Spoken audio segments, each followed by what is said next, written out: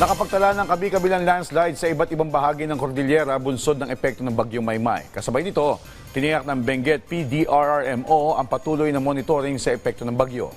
May report si Janice Dennis ng PTV Cordillera. Dahil sa tuloy-tuloy na pag-ulan dulot ng bagyong Maymay, suspendido ang klase sa Benguet at Abra. Naitala rin ang pagguho ng lupa na nakaapekto sa ilang kalsada sa rehiyon. One-lane passable ang Baguio Bontoc Road sa Kaliking Atok Benguet dahil sa road slip.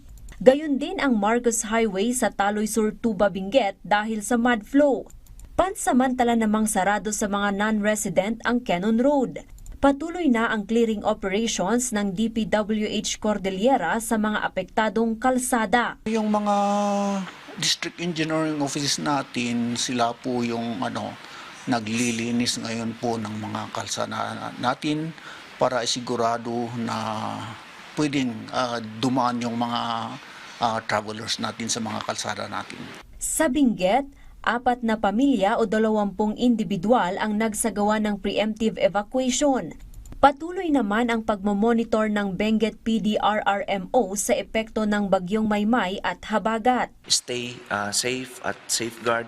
As to the preparedness naman po na ginawa ng province, yon still activated po ang EOC natin, blue alert status for continuous monitoring po ng ating AOR, and nakapag-preposition na rin po yung mga other equipments for augmentation.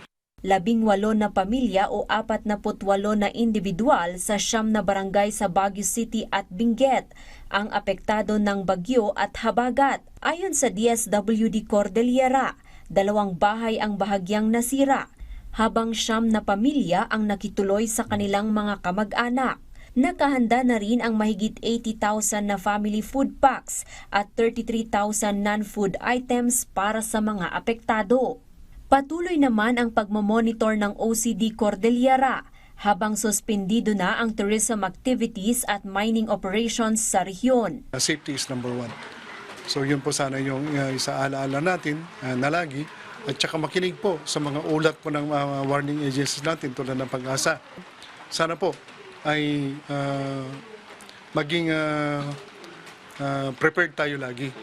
Okay? At saka dapat po ay anuman yung abiso ng ating gobyerno ay sundin ng bawat isa.